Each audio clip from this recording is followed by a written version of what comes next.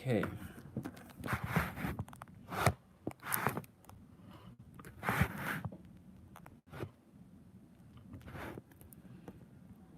So I'm just setting up my camera so that I can see properly. Anyway. Okay.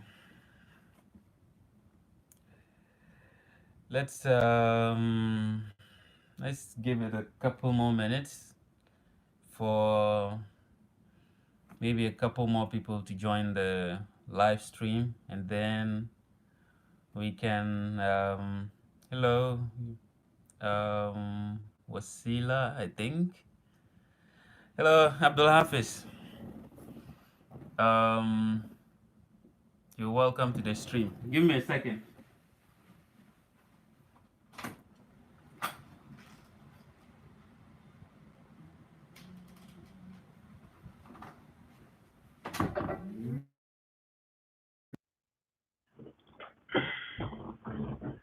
Yes. Hello, Hafiz, how are you? Hope you're doing okay in this coronavirus period.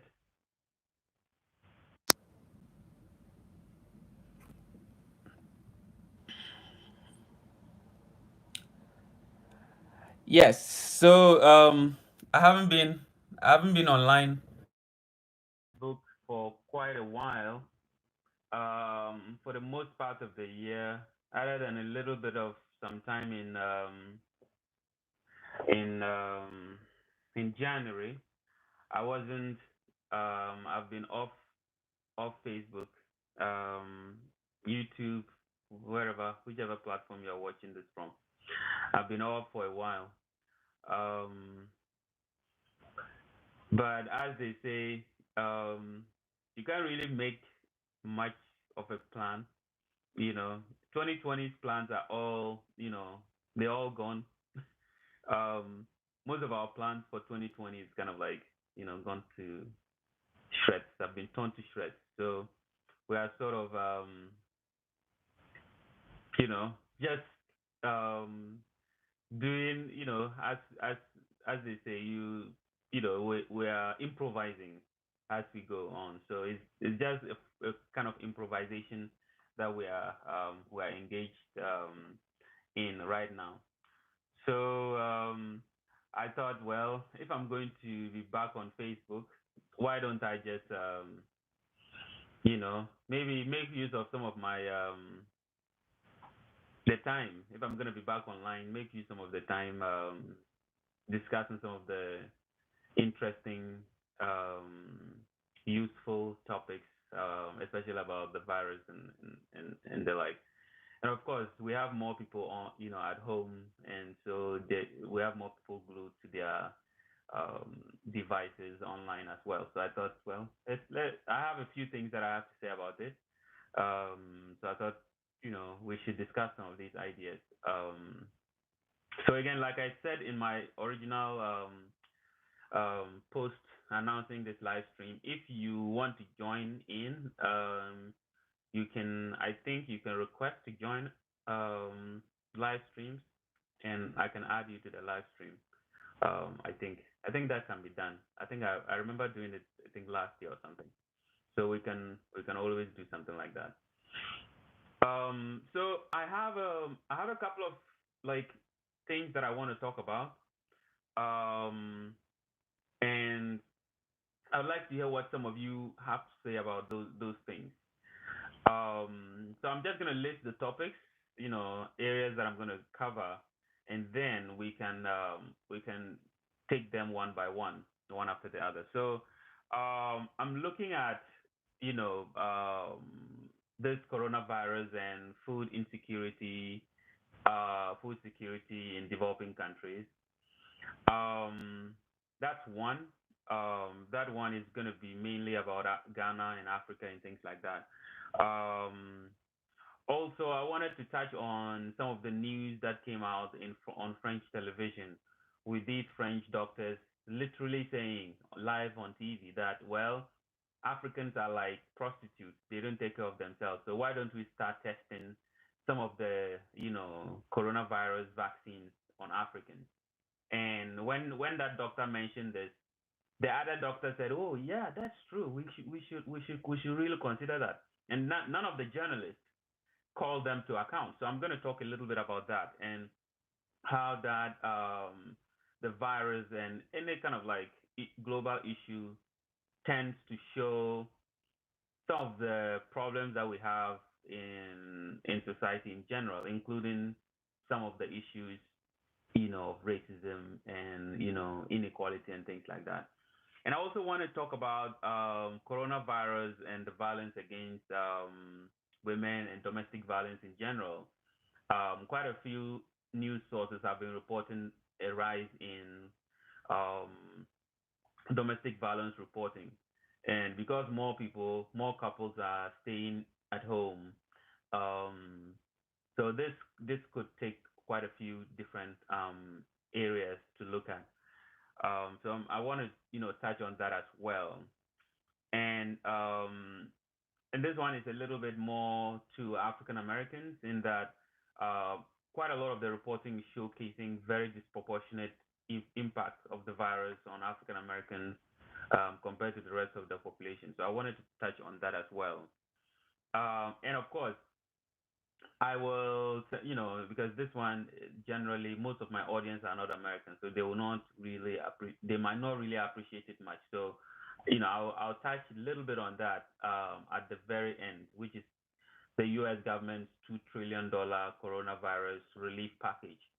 And I wanted to talk about that in terms of how it affects or exacerbates income, and wealth inequality in America. And generally, when they say America sneezes, the world catches cold. So it impacts whatever happens in America impacts the rest of the world. So that's what I wanted to talk about. And I just wanted to talk about the general reifying of inequalities in society, what that we should expect after the virus, ends, based on some of the issues, some of the policies and things that we're doing, various governments around the world are instituting, and how that's going to, I believe, impact on inequality in general globally, domestic in local spaces and in the global space. So yeah, the first, hello Rabu, are you coming to join us, or you are at the gym? Anyway, um, the first thing I wanted to talk about is this issue of food security in developing countries, especially in a place like Ghana. Um, so I'm talking about this as someone who comes from, lower class background, basically working class background. That's how I grew up. Um, and I wanted to talk about it partly because some of the issues that I'm seeing in the media impacts quite a lot of people that that I know that are family to me. So um, just to front load this, when I was like in the late 90s and early 2000s, my mother and two of my sisters went from Tamale to Accra, and they did what many people in Tamale in Ghana called kayaye, what many people in Ghana called or head potter. So some of the lockdown in Ghana mainly affects Accra and Kumasi. Most kayaye in northern Ghana, they go to a place like Kumasi and Accra. Now, having been to the places where these people live, it is absolutely not conducive for any form of lockdown. Many of their rooms, the rooms that they live, many of them live in rooms with 10, 20. people, 15 people in the same room, like very cramped conditions. So actually asking them to stay in is not necessarily the best, policy if you are trying to keep people, apart. And of course, these people are day laborers generally. They are day laborers. Most of them, what they get to eat the next day depends on how much they make on in that particular day. So when you say that these people cannot go out and work, they cannot go out and do their regular head porter work. What that means is that you need to provide a substitution for how they will sustain themselves. Now, I haven't seen any widespread governmental policy on that. I saw that the vice president gave 500 CDs to 76 or so of the Kayaye who were caught trying to go back home. Now, that is a very good thing to do, to give them that amount. That's a lot of money. 500 Ghana cedis is nothing to scoff at when you are a head porter, when you are a Kayaye. But it gives you good headlines and things like that. But you need to understand that you need a policy, not some handout. You need a general policy that covers, because 76 porters is like a drop in the ocean. It's like a drop in the ocean if you are thinking about the number of people who move from the north to Accra and Kumasi to do this head porter business. So when you just give 500 CDs to 70 something people, that is nothing. There's still quite a lot of them stranded in Accra, and you don't they have no way of sustenance. Most of them, the little that they have saved for maybe a year or two, now they have to depend on that for their sustenance. Most of them will not even have that for sustenance. So this is a very very very serious issue. And the head porter, I just use the head porters as an example. There was this news story that I watched. This woman, very elderly woman, crying because some police, obviously we always have that in Ghana. Police officers or security officers they just get a little over excited when they have to do these kinds of things, crowd control and things like that, and then they start lashing people. I saw the lash marks, on that woman, and I just felt sad for her. And her explanation was very simple. And I'm using that to explain another point, that she sells she sells food. She's going to the market to buy tomatoes so that she can make food. And then she's caught and then she's caned. Obviously, part of the government policy was that if you are a food seller, you are allowed to go because that's essential service.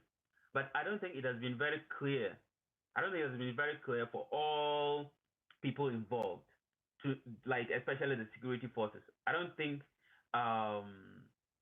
they know, they are very clear on the governmental policy. So what you see happen is that a lot of these security officers, when they see any person, they cane them.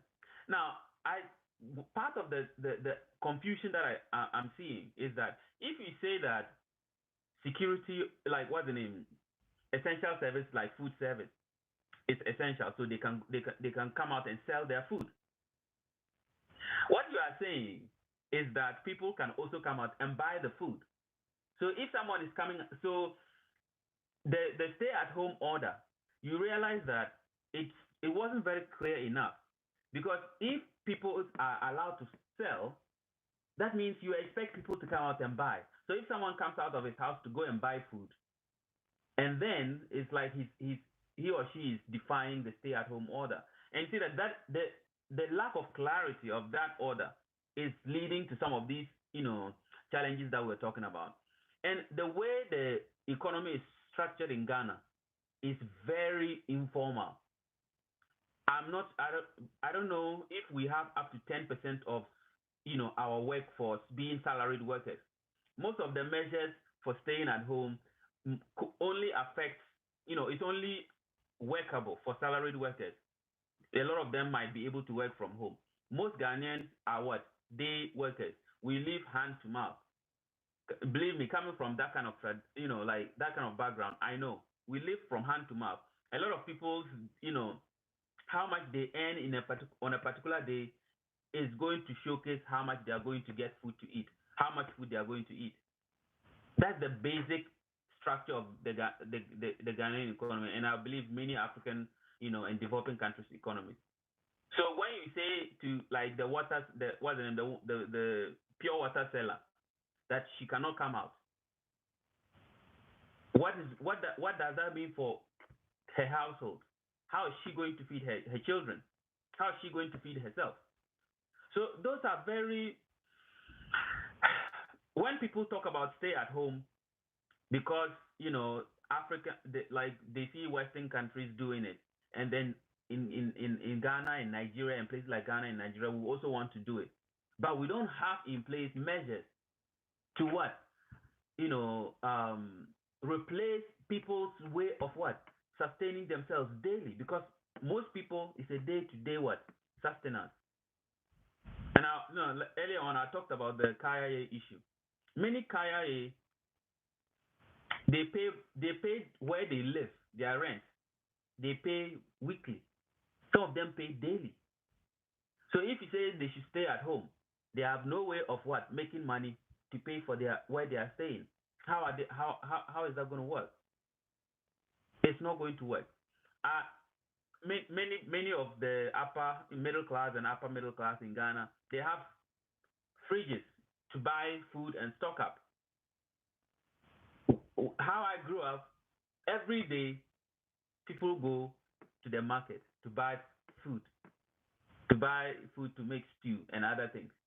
That's the day-to-day what lifestyle of most Ghanaians. They don't have a fridge to stock up on. So if we say they should stay at home, staying at home is a luxury that most people on the continent cannot afford. So staying at home is just issuing that order. There's a class issue there. And of course, many of our politicians are wealthy, so they cannot, I don't think they understand how much it affects a lot of people. Well, some of them do, because some of them also grew up poor. But of course, most of them haven't lived that life for a long time. So they cannot fathom how a lot of people cannot survive under a lockdown, because the lockdown is a luxury that many people cannot afford. So, and again, when we say someone is caught between a rock and a hard place, the reason is that the governments in Africa don't have the capacity to even provide the needed necessities like food, unemployment insurance. Like in America, I'm going to talk about that later. They are providing $1,200 this month for their citizens. Canada is providing $2,000 for the next 4 months. African countries don't have the capacity to do that. Now, if they don't issue that stay-at-home order, and our healthcare system is not robust enough to be able to withstand the shock of so many people getting sick. Now, that's what I'm saying. People are caught between a rock and a hard place. But it all comes down to how our system it's not structured for survival of most people. It's not structured in a way that should give people enough opportunities to just live good, honest lives. So I can sit here in my room and criticize governmental action. But if I were there, what would be the alternative that I can do? They have very little alternatives, because already most of our budgets are donor-funded budgets. Most of them are donor-funded budgets. So if we have a donor-funded budget, that we don't have enough money to even do a regular budget. How do you expect? How will you go and tell your donors that they should what? They should help fund your UBI or basic income for the next 4 months. It's almost impossible to do. So they are caught between a rock and a hard place. And I can understand that a lot of them are doing the best that they can. But of course, for most people, most regular Ghanaians, their best is not enough. Unfortunately, it's not enough. And the career issue is just a very good example of that. And I use, well, I talk to my mother and my sisters, daily. So I know how much everyone is struggling. A lot of people are struggling under this lockdown. Yeah. Zabrila Najib, Nordna, fine. So I don't think I understand your question. You can ask again if you are still here. Zabrila Najib, you can ask that question again.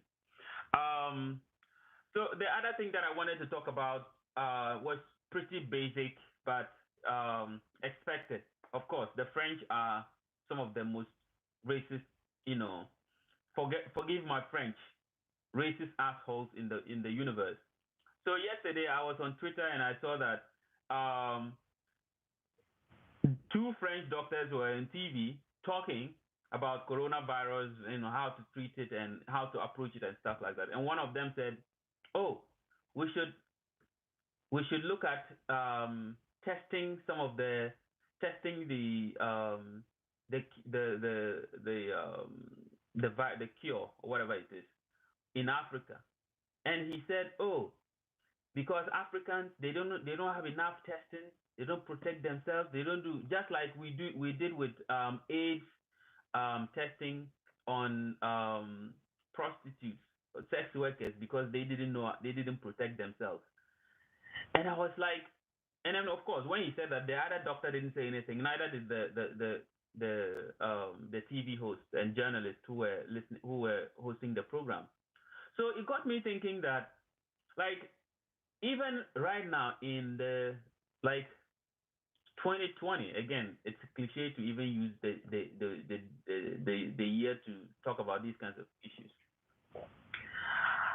In 2020, you still have French on live television just showcasing their white supremacy, basically their sense of superiority over Africans, just willy nilly like that. Of course, Drogba, and a bunch of other African players in Francophone Africa, especially those who have worked in Senegal or stayed in Senegal. A lot of them sort of came out very vehemently in condemning the French doctors and stuff like that. But it didn't trend or anything like that. It's just I saw it because I follow a few people who are into social justice and things like that. But again, it showcases that we need our leadership to sit up. We need African leaders to become to see politics not just as a form of self enrichment, which is what most African leaders see politics as. They see it as a form of self enrichment. So they don't pay any attention to all the horrors of globalization, the horrors of neo-colonialism that we still undergoing. So they just they just get there, self-aggrandize, make their money, enrich themselves and their families. Oftentimes send their children to Western schools and things like that, and then that's it. They don't care about what happens, to Africans on the continent. So you have French doctors on their own national television who have the audacity to come out and say such kind of racist, white supremacist things, because we don't have a good leadership. Of course, other people. Even right now, China again, and I'm trying to be very diplomatic here. China, which bears significant responsibility for the global outbreak. You see that a lot of people are quiet. A lot of people cannot criticize China because the Chinese government takes care of their people. The Chinese government is strong enough to push back. African governments are not. So everyone, it's like a kid without power. Everyone can just, you know, dunk on you because you have no older brother to take care of you. Everyone can just dunk on you, and that's what is going on in Africa. Africa is like a ball. Everyone is kicking us around, and we can't do anything. But of course, this because someone doesn't have the power to protect themselves doesn't mean that you should what you should abuse them. So ultimately, it comes back to what the French and their racist. I'm trying to keep this live stream you know um without curse words and stuff like that. But the French obviously need to sit. They need to get out of their racist mentality and all that kind of stuff. Yeah, so that's the other thing I wanted to touch on. Um, and the other major issue that I see coming out of this coronavirus period and then the period of lockdown and asking people to stay in is increases in domestic violence cases. Obviously, there are various kinds of domestic violence.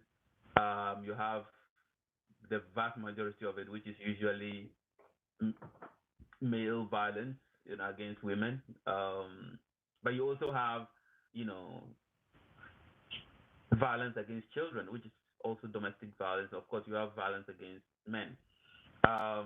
But generally, the general expectation of most domestic violence cases is violence against women and children. Um, so I'm trying to I think I think that in Ghana we have the Ark shelter. I think we have a few other shelters around. But the one I know about because some of my friends, like Dr. Amal Pokwajiman, um, works with that, is affiliated with that shelter. That if this is probably the time to give some support if you want to give support to some of these institutions that shelter domestic violence victims. Because remember, going out to work, going out of the house, oftentimes is a form of escape, is a form of reprieve for a lot of people who suffer, domestic violence. Um, so without now that people have to stay at home, obviously the likelihood is that there will be increase, and as is the case, a lot of the reporting institutions are showing that violence against women is on the increase under this stay-at-home order that a lot of people are seeing. So if you this is probably the best time to support those shelters that those places that shelter domestic violence victims. So the one I'm very familiar with is the Ark shelter. So if you are in Accra or in Ghana, you probably should you know give them some support if you can. Again, Dr. Amal Pokwajiman is a good contact point for the Ark shelter. Um, Umar Sanders' wife. This might be seen as derogatory, but most of you know Umar Sanders. So um, Bilkis, um, Bilkis is also a good point person if you want to support women or support domestic violence victims and things like that. So I know Bilkis. I also know of Amo Pokwajiman, Dr. Amo Pokwajiman. So you can get in touch with those ladies and many other people who are working with domestic violence victims. So I just wanted to put out that out there as a PSA. Um, yes, and then there's this other thing again. It still deals with this kind of disproportionate impact of the disease on people without power. Um, I think in Michigan, I think is it Detroit or the whole of Michigan, African Americans making up only about 12% of the general population, but over 40% of the coronavirus victims that have been reported are African Americans. Um, so I think again, sometimes when you are trying to deal with these issues, it's not just you're not just trying to be a social justice warrior or anything like that. Sometimes these things have national implications. When people don't have healthcare, when people don't have access to basic necessities, when people are very insecure in terms of their livelihoods, they become very easily susceptible to some of these challenges. That once they are victims of it, it will impact the rest of the society as well. So, you know, again, African Americans dying at or contracting the disease at higher rates is obviously nothing to scoff at. It's nothing to be happy about. Um, so again, if we, I know, I mean, Trump will probably not even pay attention to anything anyone says about that. But this probably goes to state governments. Of course, double down on their efforts to reduce some of the inequities that causes some of these things. Of course, that's one of the reasons why I support things like Medicare for all, so that people don't have to, you know, sell their spleens and other things in order to, pay for coronavirus treatment or any other treatment in general for that matter. Um, yeah, so give me a second. Um, I am cooking jollof. My jollof is in the fridge. So I'm going to go and check on it, and then I'll be back in a couple in a set. I'll be back in a minute. I'm just going to check on my jollof. So I'll be back in a minute.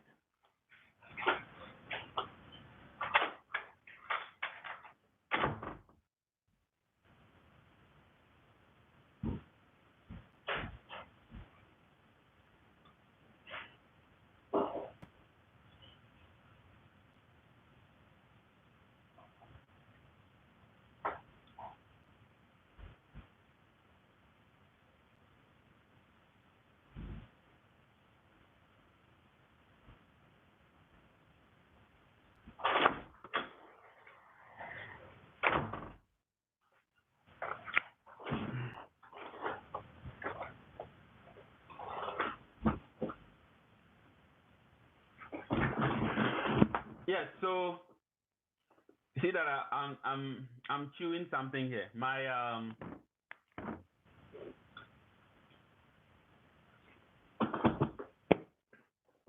jollof is my jollof is done. So um, inviting everyone virtually to share in eating some of my jollof. Anyway, Zuka, I think I've mentioned this a little bit. I think you probably went off for a minute. Um, can you please touch on how the virus could work in increasing domestic violence? Yes, I did. I think I already I already touched on it for a minute. But the idea is that, of course, the more people are, sequestered together and not going out, there's obviously going to be um, more chance of people getting into arguments and fights and things like that.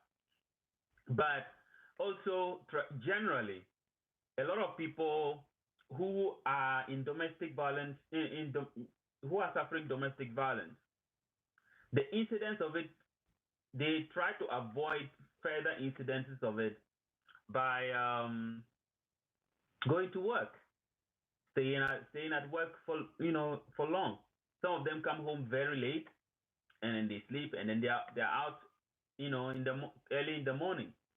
But now that no one can go anywhere, it gives it they have nowhere to go. That's why I was talking about support for shelters, because if you support shelters, these people who generally would would um would have nowhere to go, they can still stay at home.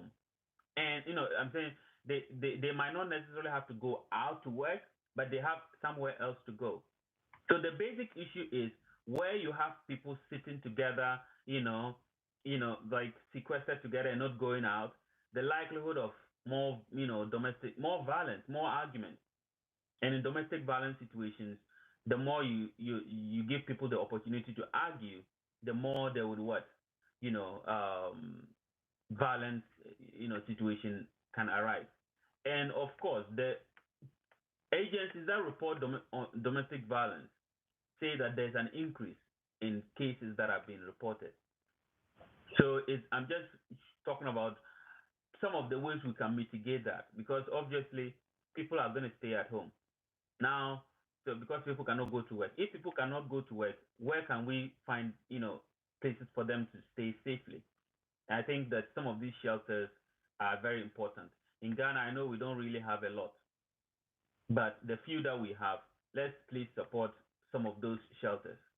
Luca, does that make sense? Yeah.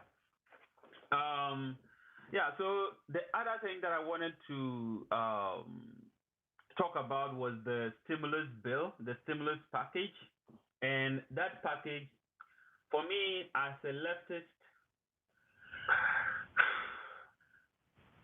I was very disappointed in leftist politicians who voted for that stimulus package. It's kind of very similar to my disappointment after the 2008 financial crisis. You see, because of the corporate takeover of American government, any attempt to solve issues is always targeted at corporations.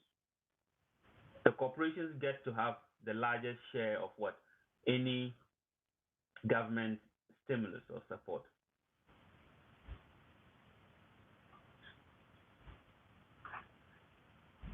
Okay, I'm trying to read what Zuka is saying. Mostly a brush. Remember, children never have a choice belonging to abusive homes. I'm sure there are no stats relating to child abuse. Anyway, let's continue. Yeah, that's very true. This is Mamani saying. I think I touched a little bit on it, but it's a very hard situation to deal with. Dealing with child abuse. I don't know. Do you have any ideas about how we can address that? Um, I'm all ears because I'm not a big time expert in domestic violence issues or child abuse situations. I'll be interested in hearing what you have to say about that. Yeah. So in 2000, in the 2008, bailout that Obama did, after the financial crisis.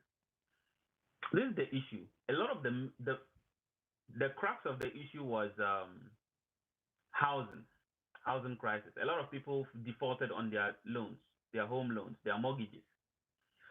Now, a lot of people on the left, people who are real leftists, advised Obama that if you want to help people,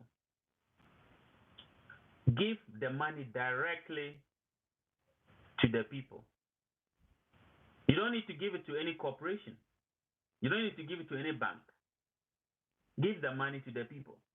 If you give the money to the people will put the money in the bank. For the most part, most government checks to people go to their bank account. So, and even if you give the check to the person will go to the bank to cash it. So generally, the flow of money, if given to the people, would go back to the bank. In a country in Western countries, most people don't keep money in cash. Most people put their money in the bank. So if you want to help a banking system that is struggling, the best way to do it is to give people the money directly, because you are trying to help the people. Remember, it's not the bank is not the foremost it should not be the foremost of your concern. The foremost of your concern should be the people. The people are struggling. You want to help the people. Of course, you want to help the banks as well. But in order to do it in a down, up approach, the best thing is to give the money to what? The people.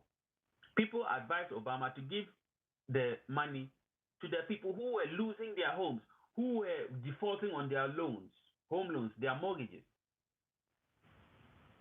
But if you give money to people who are defaulting on their mortgages, they will be able to what? Pay their mortgages.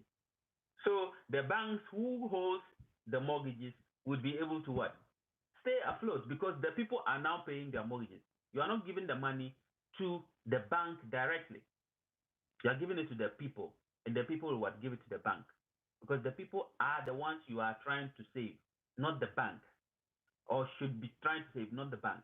But of course, Obama being a neoliberal as he is, and having populated his government with Citigroup, people, he did not. He basically went and gave the money to the banks. And what did the banks do? They didn't start lending to people. They didn't stop foreclosing and on people. They kept foreclosing on people. And what happened was that disproportionately, black and brown people were the ones most affected because a lot of them were the ones who were sold the bad packages, packages. So a lot of them were the ones who lost their homes. So after the 2008 financial crisis, even though there was a recovery, most Americans did not recover. People started working more jobs, three and four jobs to make ends meet. The financial companies became bigger. They were able to buy more houses because a lot of people defaulted on their homes. So because the government gave the financial institutions money, those financial institutions were able to what? Use that money to buy even more properties from small business owners. That's a very, very important thing to remember.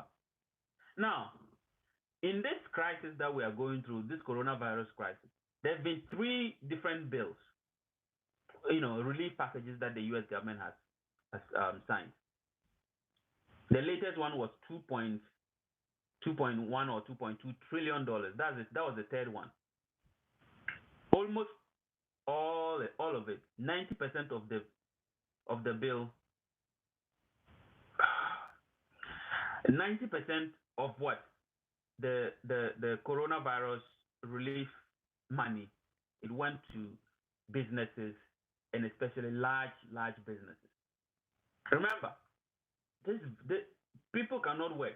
When people cannot work, what does it mean? That means they cannot pay their home loans, they cannot pay their car loans, they cannot pay so many different things that they cannot pay. I mentioned this earlier. People are getting a one-time payment of what? $1,200. That is nothing. Meanwhile, the corporations are getting trillions of dollars to stay afloat. What that means is that poor people, small business owners, whose terms of loans are very onerous. A lot of the small banks are refusing to loan to small businesses. But the large corporations like airlines, they just have like a two-page thing to submit, and then the government just gives them the money, billions of dollars. Some of them will get 20 billion, 30 billion, 50 billion. That's the kind of money we're talking about. What does that mean for consolidation? It means that small business owners are going to lose out because a lot of them will not be able to sustain themselves. But because the government has given the rich and powerful businesses the money, trillions of dollars in cash, they will be able to stay afloat.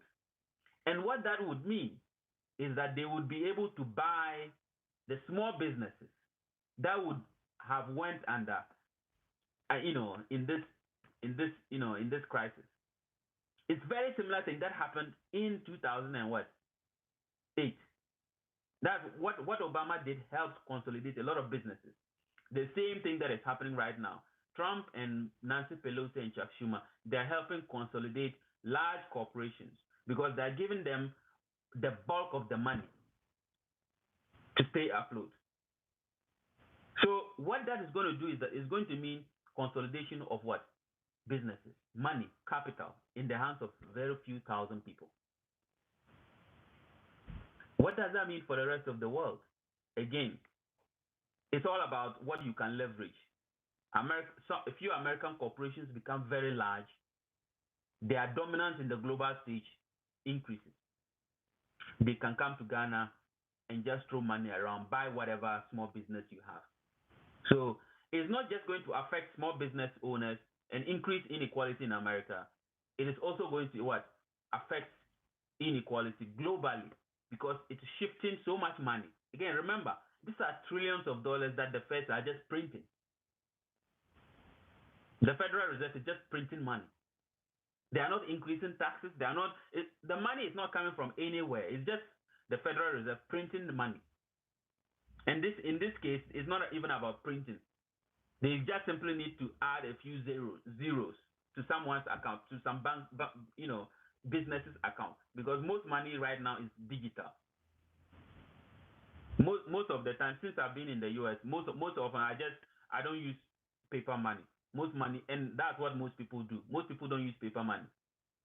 The banks, in particular, don't use paper money at all. Financial institutions, they don't use paper money. Most money is digital. So what the Fed simply do is that they just mark up what the money. They just mark up the account of most of these businesses. So now those businesses will move from what just being juggernauts to being the only players in the game. So businesses like Amazon and Walmart, those businesses, they are not going down at all. They are actually increasing their market share because some of the small businesses are going to collapse. And businesses like Amazon and other, big businesses, they are going to what? Increase their market share because the government is giving them more money, is backing them compared to big, small businesses and regular Americans. So more and more what? Inequality is going to result out of this consolidation of inequality and power. If you read the Oxfam report, every year Oxfam releases the inequality report. Next year, 2 years, now it's probably going to be double. 2 years by 2020, the global inequality is probably going to double because the few people who are getting the money, the resources that the government is giving to them, they're already the rich people. So that is basically, what I wanted to. I think I've spoken for almost 50 minutes or so.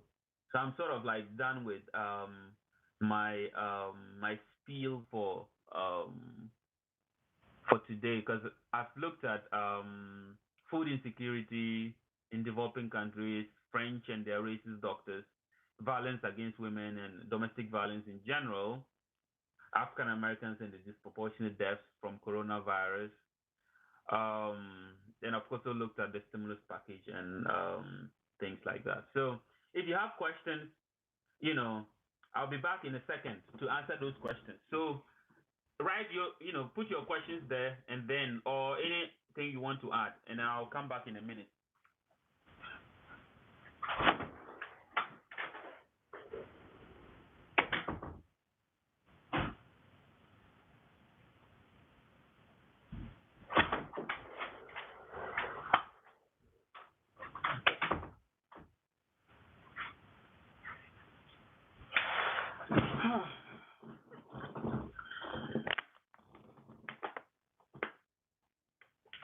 All right, it looks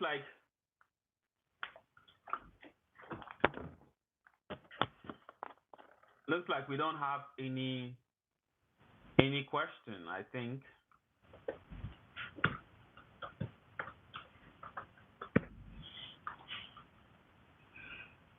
Anyway, well, I will I'll say goodbye and end the stream because I think I'm done talking about all the things that I want to talk about, and yeah, I gotta get back to work. So have a good day, everyone, and see you guys later. Bye bye.